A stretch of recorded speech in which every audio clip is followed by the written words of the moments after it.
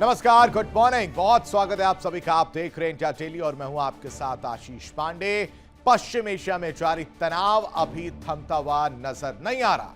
अमेरिकी राष्ट्रपति Donald Trump के अजीबोगरीब रवैये को लेकर ईरान ने साफ कर दिया है कि हमें यानी ईरानी शासन को ट्रंप की बातों पर जरा सा भी भरोसा नहीं है।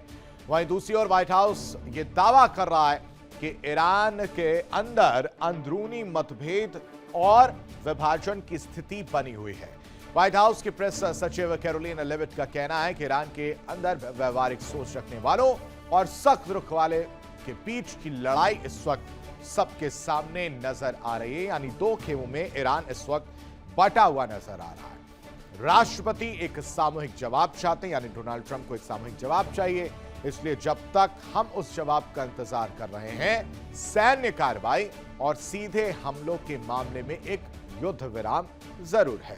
यानी ट्रंप का प्रशासन इसे सीजफायर बताते हुए खुद को ईरान के प्रति एक रहम दिल वाला बता रहा है कि उसका दिल बहुत बड़ा है। हम अब जब सीजफायर कर चुके, लेकिन ये सीजफायर की जो तारीख बढ़ाई गई है, इसको लेकर तस्वीर सिर्फ यही है कि ये अनिश्चितकालीन तक नहीं है, क्योंकि डोनाल्ड ट्रंप इंतजार कर रहे हैं कि कोई सॉल्यूशन निकलेगा, बातचीत करने के लिए आएगा। क्योंकि अभी भी ईरान में दो फाड़ जो है वो देखने को मिल रहा है। IRGC और जो विदेशी मंत्रालय की अगर बात की जाए या जो मंत्री हैं उनके बीच पटती हुई नजर नहीं आ रही। इसके अलावा ऑपरेशन इकोनॉमिक फ्यूरी, नौसैनिक नाकेबंदी और साथ ही ईरानी बंदरगाह से आने जाने वाले जहाजों पर अमेरिका का नियंत्रण जारी है। राष्ट्रपति ट्रंप ने ईरान से कोई प्रस्ताव प्राप्त करने की कोई निश्चित समय सीमा तय नहीं की है कि आपको इतने दिनों के अंदर ही प्रस्ताव देना है। हालांकि ईरान अपनी मांगों पर अड़ा हुआ है। उसका साफ कहना है कि जब तक हमारे प्रस्तावों पर अमेरिका अमल नहीं करता, तब तक शांति वार्ता के लिए चर्चा नहीं करेंगे। इन प्रस्तावों में होर्मुज पर नाकेबंदी के साथ लेबनान में हमला न करने का भी प्रस्ताव जो है वो शामिल है, यानी इंक्लूड है।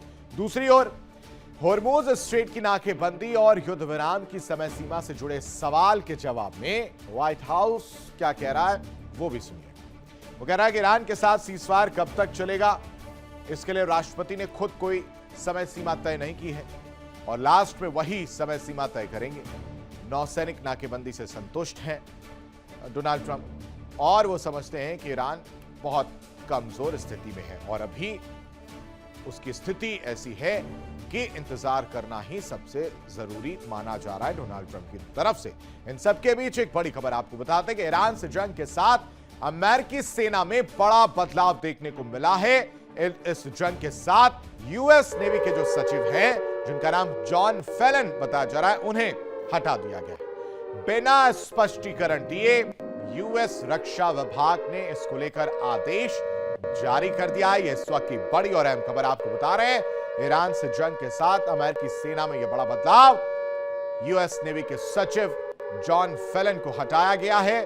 बिना स्पष्टीकरण के यूएस के रक्षा विभाग ने हटाने का आदेश जारी कर दिया है। किस वजह से यह फैसला लिया गया, क्या कारण रहा, यह अभी स्पष्ट नहीं हो पाया, लेकिन यह माना जा रहा है कि जो ट्रंप की नीतियों से या ट्रंप के फैसलों से या अपनी बात नहीं रख पाते हैं, उनके खिलाफ इस तरह की कार्रवाई, इस तरह की चीजें देखने को मिलती हैं। खबर पर ज्यादा जानकारी के साथ संवाददाता नासिर खान हमारे साथ जुड़े हैं। नासिर का रुख करते हैं। नासिर, यूएस नेवी के सचिव जॉन फेलन को अब हटा दिया गया है। बिना स्पष्टीकरण के रक्षा विभाग ने इसको लेकर आदेश जारी किया गया है। कैसे देखें इस पूरे फैसले को? देखिए, बिल्कुल आशीष, आपने इस पहले खुद कहा कि जो भी ट्रंप के फैसले मान नहीं रहे हैं और कुछ मनमानी अपनी भी है जो आर्मी मानने के लिए तैयार है, कुछ ऐसे भी प्रोटोकॉल्स है आर्मी के खुद के, वो ट्रंप मानने के लिए तैयार नहीं है। ट्रंप जैसा कह रहा है वैसा ही हुबहू होना चाहिए, यानी कि जो आदेश ट्रंप की तरफ से आए गए हैं, चाहे उसमें इंटरनेशनल लॉ ब्रेक हो या कुछ भी हो, वो करना ही करना है।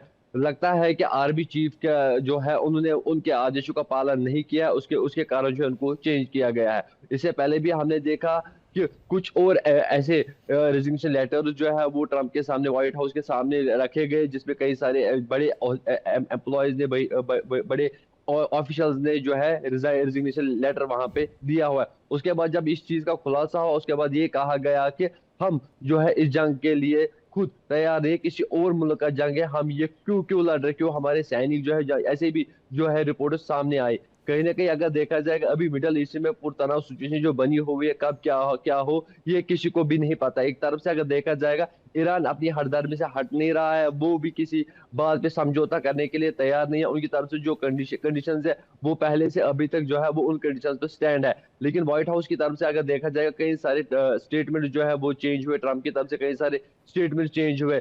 आज कुछ स्टेटमेंट्स होती है, शाम को कुछ और होती है, कल को कुछ ठीक और है होती है, नासिर, यानी आप कि हमारे ट्रम्प साथ का बने क्या। रहे। इस बीच एक और बड़ी खबर दर्शकों को बता दें, यूएस से तनाव के बीच आईआरजीसी की बड़ी चेतावनी देखने को मिली है। इस वक्त की बड़ी खबर है, इंटरनेट केबल को निशाना बनाने की धमकी दी गई है। क्लाउड इंफ्रास्ट्रक्चर पर बड़े हमले की धमकी जो है वो दी गई है आईआरजीसी की तरफ से। यूएस से तनाव के बीच ये बड़ी चेतावनी, बड़ी खबर हो जाती है, क्योंकि अगर ऐसा हुआ तो आप समझिए कि कितना बड़ा नुकसान होगा। फारस की खाड़ी में भीषण हमले की चेतावनी जो है वो दी गई है। नासिर, अब जो है आईआरजीसी पूरी तरह से, मुझे लग रहा है कि पिछले कुछ दिनों से जिस तरह से आईआरजीसी एक्टिव नजर आ रहा है, चाहे स्ट्रेट ऑफ हॉर्मुज को लेकर हो, चाहे इस चेतावनी को लेकर हो, यह कहा जा रहा है कि इंटरनेट केबल को निशाना बनाया जा सकता है। देखिए आशीष, बिल्कुल हमने देखा कि लगातार आईआरजीसी जो अब मूड में आया है, कई सारे बयान ऐसे आए आईआरजीसी को पूरे हमले के मूड में लग रहा है। उसका कारण ये स्पष्ट है कि लोग जो है, ईरान के लोग जो है जो उनके साथ है, शाना बिशाना उनके साथ है। और हमने कुछ दिन पहले देखा जब स्ट्रेट ऑफ हॉर्मुज खोला गया, उस टाइम जो उस रात जो है जब तेहरान में लोगों की तादाद सड़कों पे उतर आए, हर रोज सड़कों पे उतर आते हैं, लेकिन उस टाइम लोगों का कहना था कि आपने क्यों स्ट्रेट ऑफ हॉर्मुज खोला, आपने हार क्यों मारी, यानी कि लोगों की नाराजगी पे फिर से एक बार जो आईआरजीसी को अपना फैसला बदलना पड़ा और फिर से अपने कंडीशन को वैसे ही रखना पड़ा कि स्टेट हॉर्मुज बंद है। इसी के कारण अब आईआरजीसी अगर देखा जाएगा, आईआरजीसी की तरफ से भी जो है पूरा दबाव जो है किया जा रहा है, चाहे यूएसए भी है, पूरे ग्लोब पे। देखिए अगर इस इंटरनेट वायरस पे हमला हुआ, करीबन 80% इंटरनेट जो है वो ब्लॉकेट हो जाएगा पूरे विश्व में। इससे कहीं ना कहीं एक तरफ से ईरान भी जो है अपनी तरफ से दबाव बना रहा है, वही यूएसए भी जो अपनी तरफ से दबाव दबाव बना रहा है। कुल मिला के अगर देखा जाएगा अभी सिचुएशन बाहर खत्म नहीं हुई है, लेकिन दिन ब दिन जो इसमें स्टेट ऑफ हॉर्मोन्स को लेकर या जो इनके एसेट्स ब्लॉकेड है उनको ठीक है लेकर नासिर, आप या हमारे साथ बने रहिए। इस बीच एक और बड़ी खबर दर्शकों को बता दूं कि संघर्ष विराम पर व्हाइट हाउस का भी बड़ा बयान सामने आया है।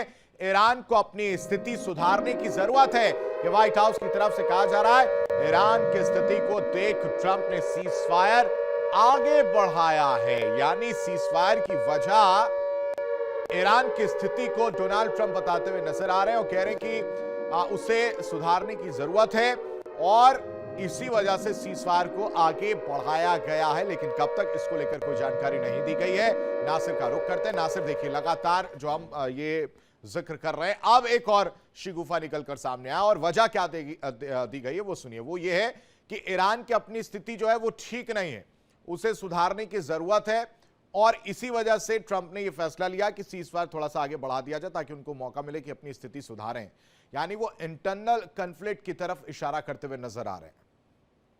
देखिए आशीष, बिल्कुल इंटरनेट कॉन्फ्लिक्ट हमें देखने को मिला। वार से पहले हमें जब रिजीम चेंज के लिए लोग सड़कों पे आए, तब इंटरनेट कॉन्फ्लिक्ट जो है दो ग्रुप्स में बटा हुआ था, यानी कि रिजीम चेंज करने के लिए। लेकिन जब से वार हुआ उसके बाद हमने देखा मेजॉरिटी ऑफ द पीपल जो सईद अली खामेनी के साथ है, अभी आईआरजीसी के साथ है, अभी वहां के एडमिनिस्ट्रेशन के साथ है, हर एक फैसले में शाना बशाना साथ है। देखिए ट्रंप का कहना है कि अभी इंटरनेट कॉन्फ्लिक्ट है, लेकिन ऑन ग्राउंड अगर देखा जाएगा, ऑन ग्राउंड ऐसी तस्वीरें जो है अभी नजर नहीं आएगी आ रही है। लाखों की तादाद में लोग जो है आईआरजीसी के सपोर्ट में है, वहां की गवर्नमेंट के सपोर्ट में। आप देख लीजिए वार जब शुरू हुआ उस टाइम कहा गया कि रिजीम चेंज के लिए, स्टेट ऑफ हॉर्मोन्स के लिए या बाकी एसेट्स के लिए या न्यूक्लियर वापस करने के लिए ये बात जो छिड़ी गई है। लेकिन अभी तक अगर देखा जाएगा उनमें से एक भी जो कंडीशन से वो फुलफिल नहीं हुई। ना तो वहां पे रिजीम चेंज हुई, ना तो वो न्यूक्लियर वापस ला सके, और ना ही वो स्टेट हॉर्मोन्स को पूरी तरह से खोल गए। इसीलिए हम कह रहे हैं कि लगातार ट्रंप की तरफ से ऐसे स्टेटमेंट्स आ रहे हैं जो ऑन ग्राउंड कहीं दूर दूर तक उनका नामो निशान दिख नहीं रहा है।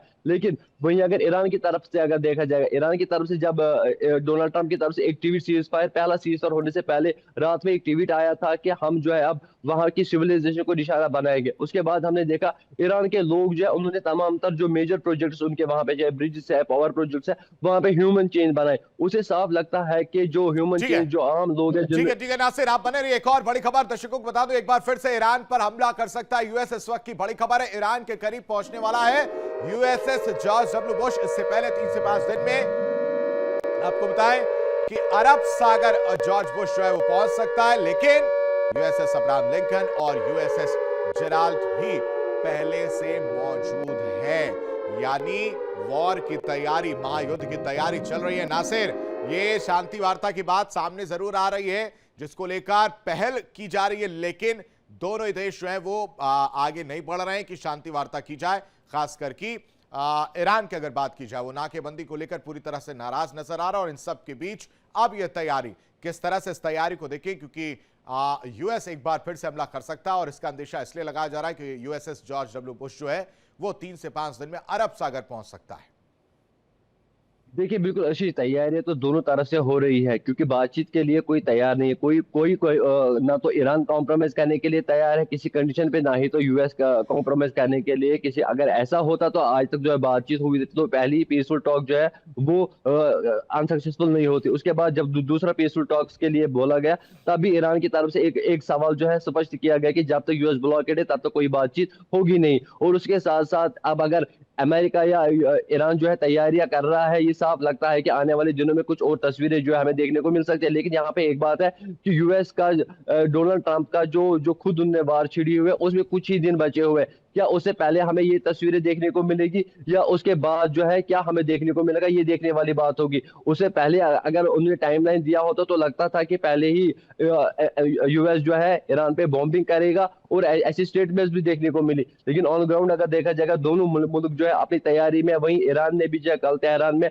जो है मॉक ड्रिल जो है एयरफोर्स की वो करते हुए वो नजर आए। लेकिन एक तरफ से अगर देखा जाएगा, ट्रंप ने कहा था कि इनका नेवी, इनका एयरफोर्स सब कुछ खत्म है, लेकिन कल ईरान के तेहरान के शहर में जो है कल मॉक ड्रिल जो है एयरफोर्स की ईरान की देखने को मिली। उससे कहीं ना कहीं लगता है कि ईरान भी अपनी तरफ से जो है फुली स्ट्रांग है, वो भी अपनी तैयारियां कर रहा है। लेकिन वहीं अगर यूएसए की बात करें, यूएसए भी फुल फ्लेज्ड वार की तैयारियां कर रहा है। लेकिन अब आने वाले दिनों में ये देखना बाकी है कि बातचीत के लिए दोनों मुल्क आगे आएंगे या ये दोनों मुल्क किसी और चीज का रुख लेंगे जो पूरे ग्लोब के लिए जो है एक समस्या बन सकती है। जी आशीष। बिल्कुल नासिर, क्योंकि तस्वीर और कहानी किसी से छुपी नहीं है। इस वक्त जिस तरह से ये महायुद्ध की तस्वीर हमने दिखाई और दिखा भी रहे, और इन सब के बीच शांति वार्ता की तैयारी जो वो की जा रही थी, लेकिन पहली वार्ता तो विफल हुई। दूसरी वार्ता भी अभी सिर्फ और सिर्फ पेश किया जा रहा है कि यहां पर कर सकते हैं, लेकिन इसके लिए दोनों ही कंट्रीज रेडी होते हुए नजर नहीं आ रही। और सबसे ज्यादा परेशानी जो है वो ईरान को है, नाकेबंदी से। उस नाकेबंदी की वजह से आर्थिक नुकसान होता हुआ ईरान को नजर आ रहा है। देखने वाली बात होगी कि आगे ईरान आता है या नहीं आता, कैसे इसका रास्ता निकलता है। फिलहाल बहुत शुक्रिया तमाम जानकारी देने के लिए नासिर आपका। इस बीच मिडिल ईस्ट तनाव के बीच ट्रंप का बड़ा बयान सामने आया, वो आपको बता देते हैं। वो कह रहे हैं कि शुक्रवार तक अच्छी खबर आएगी, ईरान के साथ शांति वार्ता पर अच्छी खबर आएगी, ये डोनाल्ड ट्रंप कहते हुए नजर आ रहे हैं। इस वक्त की बड़ी और अहम खबर आपको बता रहे हैं कि डोनाल्ड ट्रंप ने कहीं ना कहीं इशारा किया है, क्योंकि सूत्रों की माने तो ये खबर सामने आ रही थी कि शुक्रवार को एक बार फिर से वो पहल तेज होती हुई नजर आएगी, जब दूसरे दौर की वार्ता जो है वो अमेरिका और ईरान के बीच देखी जा सकती है। कहीं ना कहीं उसकी तरफ ये इशारा है डोनाल्ड ट्रंप का, इसलिए वो शुक्रवार तक का जिक्र करते हुए नजर आ रहे हैं कि तब तक एक अच्छी खबर जो है वो आने वाली है।